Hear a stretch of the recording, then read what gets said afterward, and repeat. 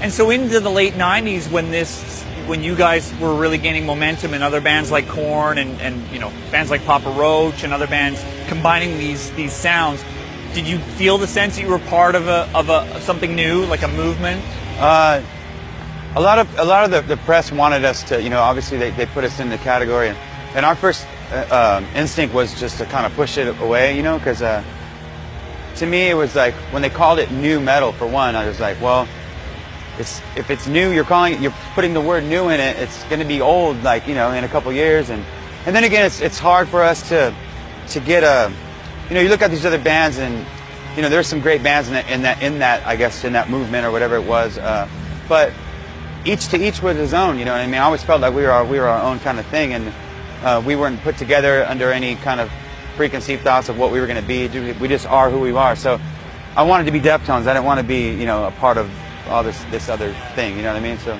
And obviously one band that really took off at that time was Limp Bizkit. I mean, they were selling multi-million records. I mean, how do you feel about kind of being part of the same movement or categorized with those guys? I used to hate it, you know. I think people were going to do it anyways, but you know what I mean? But I used to, like, yeah, we did a lot, you know, and I think we hurt a lot of feelings in the meantime because, like, you know, we turned down so much stuff with Korn and with Limp Bizkit at the time. I don't think a lot of people knew that, but, like, you know, they're our friends. Obviously, we've known them for a lot of years, and they'd ask us, hey, you want to go on tour? And I'd be like, nah, you know, and you know, and they'd be like, you know, and it wasn't because we thought we were better, but it's just that we wanted to, you know, especially, for instance, when our record first came out, the Adrenaline came out, Korn's first record was already out for like a year, I think, whatever, right?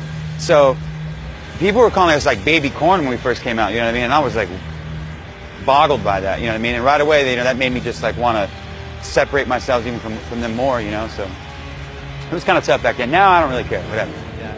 Because the bizarre thing, of course, is a band like Limp Bizkit kind of became darlings of MTV, right? Like, you couldn't avoid, you know, Nookie.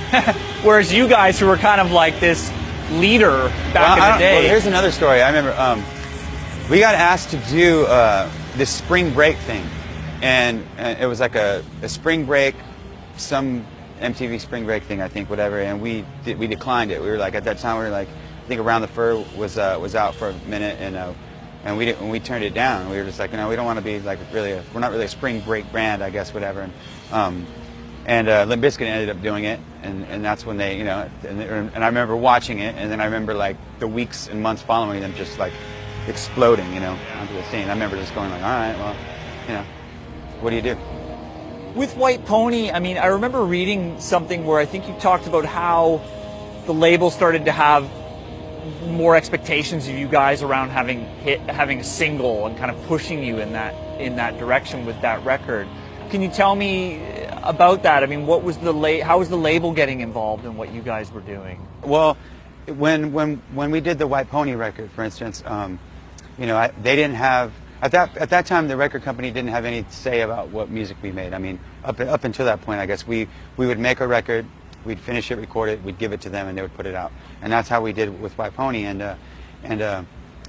what happened was they released that record, and then 4 months or 6 months down the road, they said, well, you don't have another single on it. So they asked us they wanted us to rewrite one of the songs on the record and do like more of a rap, you know, esque, or like, you know, something a little bit more like Limp Bizkit, i.e. Papa Roach, and whatever, and right away we were like, no, you know what I mean, why would we do that, you know what I mean, there's all these other songs on the record, like, work it, that's what, you know, you guys are here to do, is like, you know, get behind it, put it out, and it is what it is. And I already felt when we made that record, we kind of made a stance that we were, you know, going a little bit left of, you know, that direction, but we ended up getting talked into it, and we ended up, and it was kind of a thing where, like, you know, I wanted to kind of show them how easy it would be to, like, write a simple, like, you know, rap verse, you know, chorus song, whatever, blah, blah. So I went in and one day rewrote the song, recorded it, gave it to him, and said, okay, said here, see, you know, like, it's nothing. There's nothing to this. It's not really any substance here.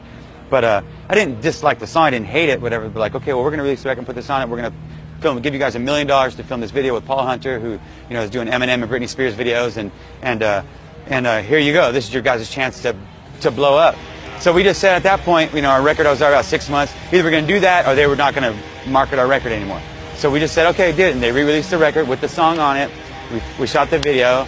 and we did everything, and it you know, was, I can tell, like, from a lot of the fans, you know, the hardcore fans, they were like, why would you do that, you know, whatever. And it's like, so we kind of had to, you know, I guess explain why or whatever. But, you know, that's one of those things where, you know, you make a decision and, you know, it's what it is.